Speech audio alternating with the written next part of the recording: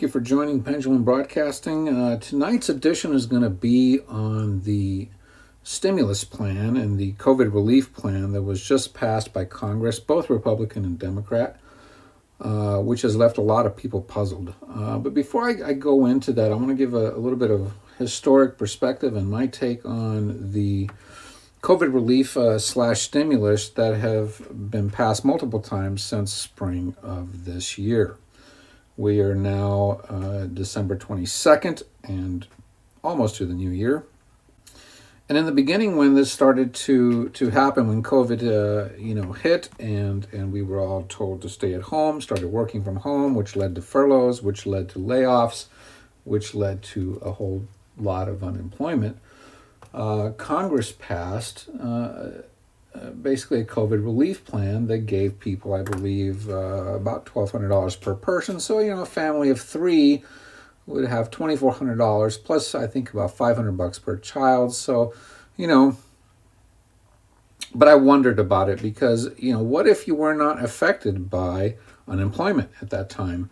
Why were we giving money to people who were still working full-time, earning the same as they had before, and virtually unaffected? I mean, they got a free check, which isn't really free. Basic economics would dictate that you understand how the printing of money and the expansion of money supplies goes. When we print money, we don't make the pizza pie any larger. What we actually are doing is making the slices smaller. So we, in essence, are devaluing the current currency, the dollar. I had a problem with this because printing money is never a good idea out of thin air. But if you're going to be in an emergent situation to print money, then I suspect and I would think that you take that money and you use it to the best effective means available.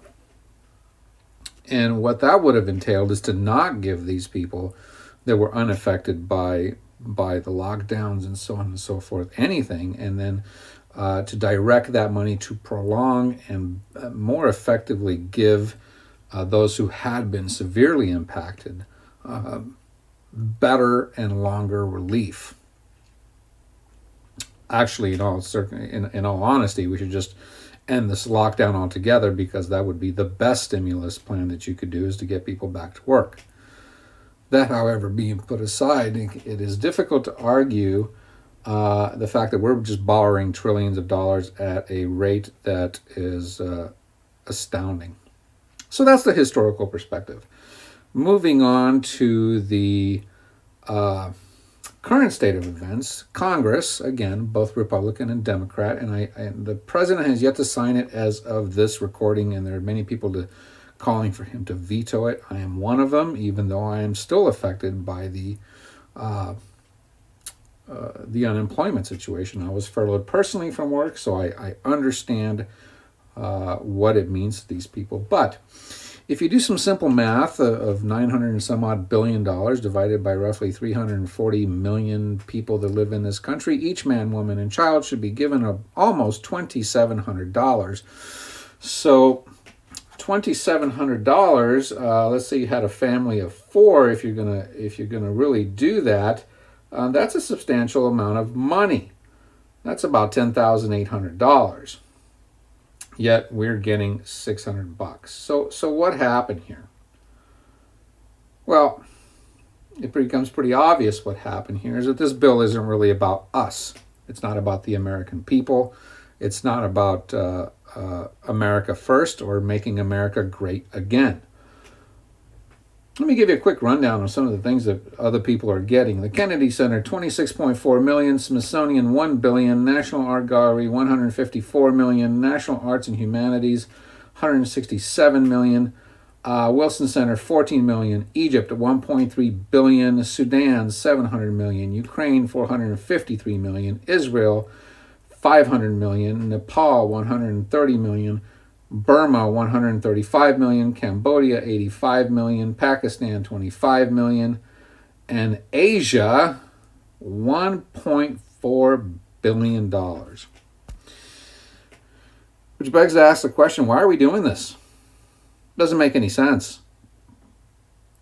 Was this ever about us? No, it wasn't. Defense contractors are being saved. Other countries are being saved. And America, after being locked down for what's coming up here is a year, is getting a gigantic Republican and Democrat middle finger that is left. I'm conservative.